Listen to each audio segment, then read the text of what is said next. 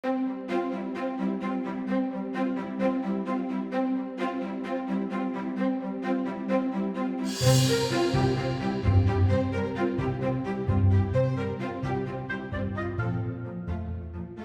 of the most notable political battles in the early United States, once the Constitution was ratified in 1789, was over the question of whether there should be a national bank. The Bank of the United States was chartered by Congress and signed by the President in 1791 at the urging of Alexander Hamilton, the first Secretary of the Treasury. Now, Hamilton held that the bank was constitutional on the grounds of the Necessary and Proper Clause in Article 1, Section 8 of the founding document. However, prominent figures such as Thomas Jefferson disagreed, holding that the bank was neither necessary nor proper, and therefore it was an unconstitutional expansion of federal power. And when the bank was passed by Congress and signed by President Washington in 1791, it had a charter for 20 years. There was to be a branch in every state. One of the purposes of the bank was to provide a place for the United States to deposit its own receipts and for the Americans to make tax payments. The bank would lend money for American industrial, commercial, and agricultural growth. Moreover, the bank would be essential in funding the military in times of war. The bank was especially useful for helping to pay down large amounts of government debt.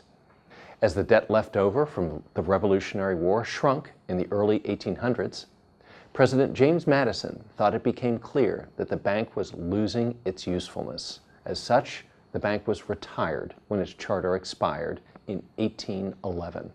But then the United States again piled up a large debt in the War of 1812 that came just the next year, and the financing of the war was hampered by there not being a national bank.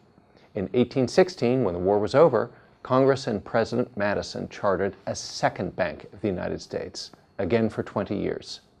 Madison reversed his earlier opposition by signing the bank bill.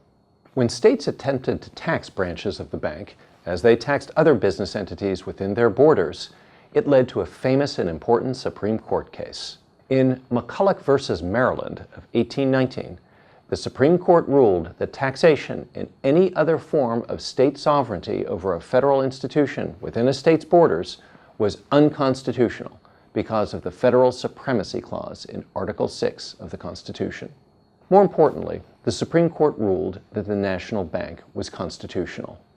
However, despite adoption by two Congresses and presidents, and the ruling in McCulloch v. Maryland, the bank continued to be very controversial. In particular, many Southerners and Westerners adopted the Jeffersonian view toward the Second Bank of the United States and believed it was an unconstitutional expansion of federal power. The bank provided a stability to the national banking system in that the bank's various branches in each state, which accepted public deposits, had a very little chance of failure, given that the bank had a claim on federal tax revenue. However, critics said that the bank introduced an instability into the banking system by incentivizing private banks to take greater risks, and that the bank played favorites in Washington. When Andrew Jackson became president in 1829, 10 years after McCulloch v. Maryland, controversy over the bank was still ongoing. When Congress passed a bill to renew the bank's charter in 1832 and thereby establish a third United States bank, President Jackson vetoed the bill. He said, quote, "The bank is trying to kill me, but I will kill it." Jackson argued against the bank on the grounds that he believed the bank concentrated economic power in the hands of wealthy monopolists and well-connected speculators. Jackson thought that foreign investors had undue influence upon the bank, and Jackson believed, as Jefferson had argued years before, that the bank was unconstitutional, despite what the Supreme Court had said. Now, Jackson's Treasury secretaries refused the president's instructions that federal deposits be taken out of the Bank of the United States and placed in state pet banks, which were private banks that the federal government could choose to do business with. Jackson fired several secretaries of the Treasury until he appointed an obliging Roger Taney, who agreed to make the move. Jackson got his way, and the bank's charter expired in 1836. After that, there was no federal organization of the national banking system for 77 years, until the creation of the Federal Reserve System in 1913. Economic historians disagree about whether this was a good thing. Some argue that this period demonstrates that the national economy was better off without a national bank, while most others argue that we had a clear need for it. Like debates over today's Federal Reserve, the argument is not settled.